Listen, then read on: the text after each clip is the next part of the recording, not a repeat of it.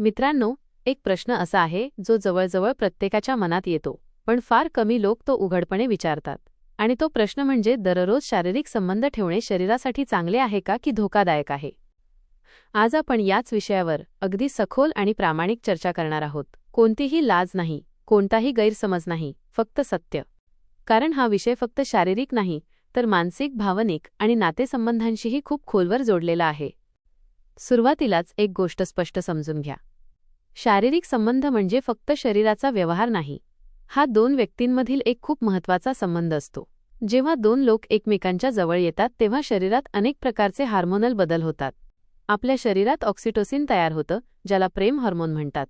हे हार्मोन दोघांमध्ये जवळीक वाढवतं. एंडॉर्फिन्स तयार होतात, जे नैसर्गिक वेदनाशामक आहेत आणि शरीराला रिलॅक्स करतात. डोपामाइन तयार होतं, जे आनंद आणि समाधान देतं. याचा अर्थ असा की योग्य पद्धतीने आणि योग्य वेळेला केलेले शारीरिक संबंध शरीरासाठी आणि मनासाठी फायदेशीर असतात. पण इथेच एक मोठा गैरसमज निर्माण होतो. लोकांना वाटतं की जितकं जास्त तितकं चांगलं. म्हणजे दररोज केलं तर अजून जास्त फायदा होईल. पण सत्य थोडं वेगळं आहे. प्रत्येक गोष्ट जास्त प्रमाणात केली तर ती नुकसानकारक होऊ शकते, अगदी चांगली गोष्ट असली तरी. उदाहरण घ्या अन्नाचं. अन्न खूप गरजेचं आहे, पण जर तुम्ही दिवसभर सतत खात राहिलात तर काय होईल? शरीरावर ताण येईल. तसंच इथेही आहे. दररोज शारीरिक संबंध ठेवणे काही लोकांसाठी ठीक असू शकतं, पण प्रत्येकासाठी नाही. हे पूर्णपणे तुमच्या शरीरावर अवलंबून आहे. तुमची ऊर्जा, तुमचा जीवनशैली, तुमचा ताणतणाव, तुमची झोप, तुमचं मानसिक आरोग्य या सगळ्या गोष्टी महत्त्वाच्या आहेत. जर तुम्ही दिवसभर काम करून थकलेले असाल, झोप पूर्ण होत नसेल, शरीरात कमजोरी असेल आणि तरीही फक्त सवयीने किंवा जबरदस्तीने दररोज संबंध ठेवत असाल तर त्याचा शरीरावर आणि मनावर नकारात्मक परिणाम होऊ शकतो. खूप लोकांना एक भीती असते, विशेषतः पुरुषांमध्ये, की दररोज संबंध ठेवल्याने शरीर कमजोर होतं, ताकद कमी होते किंवा ऊर्जा निघून जाते. पण विज्ञान काय सांगतं? वैज्ञानिक दृष्टिकोनातून पाहिलं तर शरीर सतत नवीन पेशी तयार करत असतं. त्यामध्ये शुक्राणूंचाही समावेश होतो. म्हणजेच नियमित संबंध ठेवले तरी शरीर कायमच कमजोर होतं असा कोणताही पुरावा नाही. ही एक जुनी चुकीची समजूत आहे. पण याचा अर्थ असा नाही की तुम्ही शरीराची मर्यादा न बघता रोज करत राहावं. कारण शरीरालाही विश्रांतीची गरज असते. एक महत्त्वाची गोष्ट लक्षात ठेवा. शारीरिक संबंध हे कोणतीही स्पर्धा नाहीत. आजकाल अनेक लोकांवर एक प्रकारचा मानसिक दबाव असतो. त्यांना वाटतं की त्यांना नेहमी परिपूर्ण असावं लागेल, प्रत्येक वेळी उत्तम कामगिरी करावी लागेल. हा विचार खूप चुकीचा आहे. यामुळे चिंता वाढते, आत्मविश्वास कमी होतो आणि नात्यावरही परिणाम होतो. शारीरिक संबंधांचा उद्देश परफॉर्म करणे नाही, तर एकमेकांसोबत आनंद आणि जवळीक अनुभवणे आहे. जर तुम्ही फक्त कामगिरीवर लक्ष केंद्रित करत असाल तर तुम्ही त्या अनुभवाचा खरा आनंदच घेत नाही. आता एक महत्त्वाचा प्रश्न. दररोज संबंध ठेवले तर नात्यावर काय परिणाम होतो? जर दोघेही तयार असतील, दोघांनाही आनंद मिळत असेल आणि कोणताही दबाव नसेल तर ते नातं अधिक मजबूत होऊ शकतं. पण जर एकाला इच्छा असेल आणि दुसऱ्याला नसेल, तरीही जबरदस्ती होत असेल, तर तिथे समस्या निर्माण होतात. हळूहळू नाराजी वाढते, असमाधान वाढतं आणि नात्यात दुरावा येतो. म्हणूनच संमती आणि संवाद खूप महत्त्वाचा आहे. एकमेकांशी मोकळेपणाने बोलणं गरजेचं आहे. काय आवडतं, काय आवडत नाही, कधी आराम वाटतो, कधी नाही, हे सगळं शेअर करणं खूप महत्त्वाचं आहे. आता वारंवारतेबद्दल बोलूया. वैद्यकीय संशोधनानुसार आठवड्यातून 2 ते 3 वेळा संबंध ठेवणे आरोग्यासाठी संतुलित मानलं जातं. यामुळे शरीरावर ताण येत नाही आणि फायदेही मिळतात. पण हे एक निश्चित नियम नाही. काही लोकांना आठवड्यातून एकदा पुरेसं वाटतं, तर काहींना जास्त वेळा योग्य वाटतं. महत्त्वाचं म्हणजे तुमचं शरीर काय सांगतंय ते ऐका. जर शरीर थकलंय, मन तयार नाही, तर त्या दिवशी विश्रांती घेणं हेच योग्य आहे. तुम्ही यंत्र नाही आहात. तुमचं शरीर संकेत देत असतं. ते संकेत दुर्लक्षित करू नका. आता एक अजून महत्त्वाचा मुद्दा. जर एखादं जोडपं बाळासाठी प्रयत्न करत असेल तर दररोज संबंध ठेवणं नेहमीच फायदेशीर नसतं. कारण खूप वारंवार संबंध ठेवल्यास काही वेळा शुक्राणूंची संख्या आणि गुणवत्ता कमी होऊ शकते. म्हणून डॉक्टर सहसा 1 दिवस आड संबंध ठेवण्याचा सल्ला देतात. यामुळे संधी वाढतात. पण जर तुम्ही फक्त आनंदासाठी आणि नात्यासाठी संबंध ठेवत असाल तर दररोज केल्याने दीर्घकालीन नुकसान होतं असा ठोस पुरावा नाही. फक्त शरीराची मर्यादा लक्षात ठेवणं महत्त्वाचं आहे. आता आपण मानसिक बाजू समजून घेऊया. शारीरिक संबंधांचा परिणाम फक्त शरीरावर होत नाही, तर मानसिक आरोग्यावरही होतो. जर अनुभव चांगला असेल, समाधानकारक असेल, तर आत्मविश्वास वाढतो, मन प्रसन्न होतं आणि नातं मजबूत होतं. पण जर अनुभव खराब असेल, दबाव असेल किंवा अपराधीपणा असेल, तर त्याचा उलट परिणाम होतो. हळूहळू व्यक्ती त्या गोष्टीपासून दूर जायला लागते.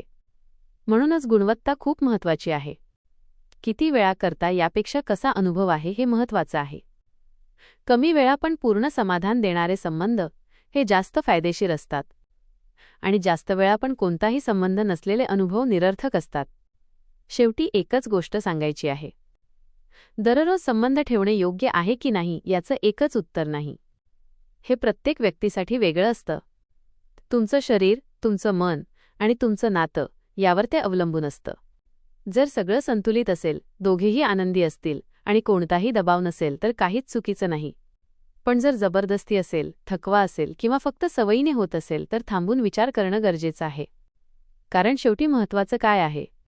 प्रमाण नाही, कामगिरी नाही, तर परस्पर समज, आराम आणि खरा आनंद. दुसरा भाग, पुरुषांची क्षमता, सहनशक्ती आणि दररोज संबंध ठेवण्यामागचं खरं विज्ञान. मित्रांनो, मागील भागात आपण समजून घेतला की दररोज शारीरिक संबंध ठेवणे योग्य आहे की नाही याचं एकच ठरलेलं उत्तर नसतं. आता आपण विशेषतः पुरुषांच्या शरीरावर आणि त्यांच्या क्षमतेवर याचा नेमका काय परिणाम होतो हे सखोलपणे समजून घेऊया.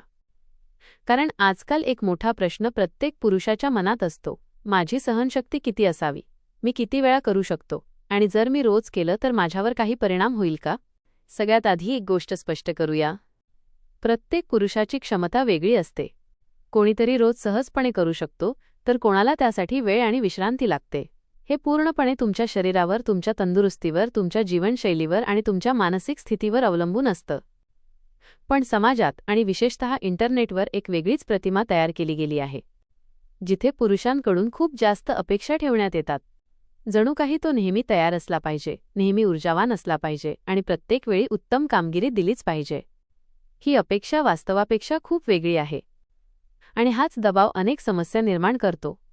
जेव्हा एखादा पुरुष स्वतःवर जबरदस्ती करतो, शरीर थकलं असतानाही स्वतःला पुढे ढकलतो, तेव्हा हळूहळू थकवा वाढतो.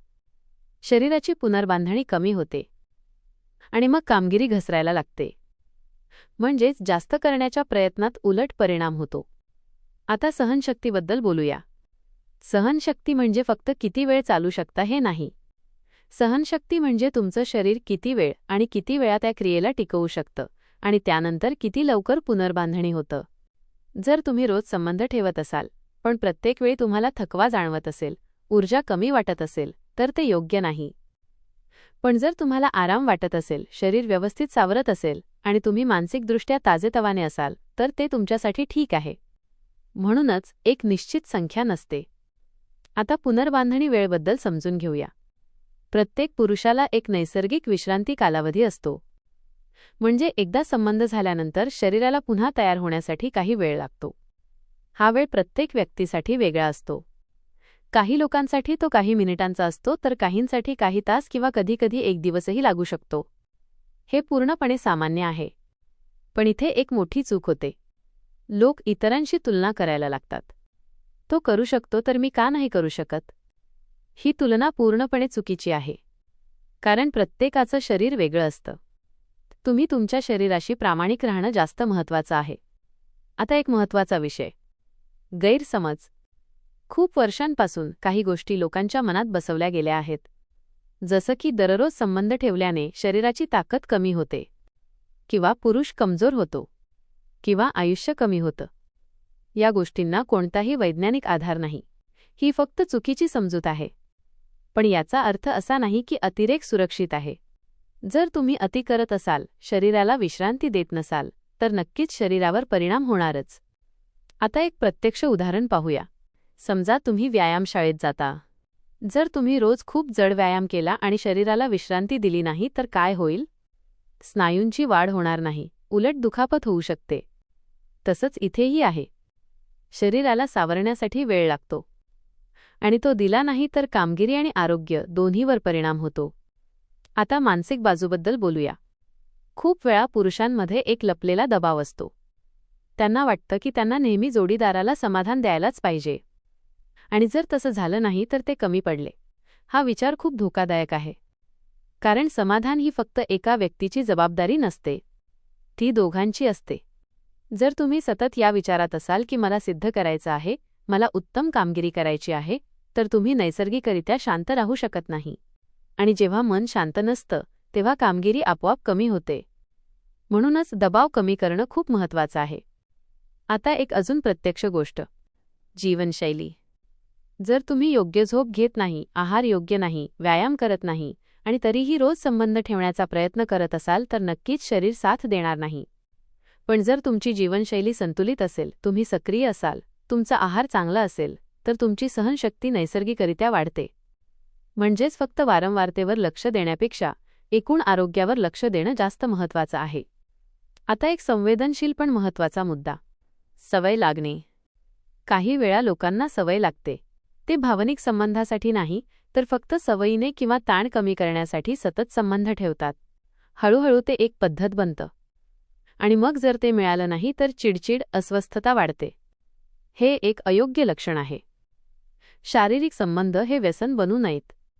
ते एक नैसर्गिक आणि संतुलित भाग असावा. आता नातेसंबंधांबद्दल समजून घेऊया. जर एक जोडीदार रोज इच्छुक असेल आणि दुसरा नाही, तर तिथे असंतुलन निर्माण होतं. जर संवाद नसेल तर गैरसमज वाढतात. म्हणूनच मोकळा संवाद खूप महत्त्वाचा आहे. दोघांनी एकमेकांच्या सोयी समजून घेतल्या पाहिजेत. एकमेकांचा आदर केला पाहिजे. आता एक महत्त्वाचा निष्कर्ष, तुम्ही किती वेळा करता यापेक्षा तुमचं शरीर आणि मन कसं वाटतं हे जास्त महत्त्वाचं आहे.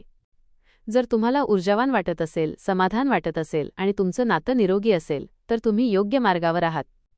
पण जर तुम्हाला थकवा वाटत असेल, दबाव वाटत असेल किंवा अपराधीपणा वाटत असेल तर थांबून विचार करणं गरजेचं आहे.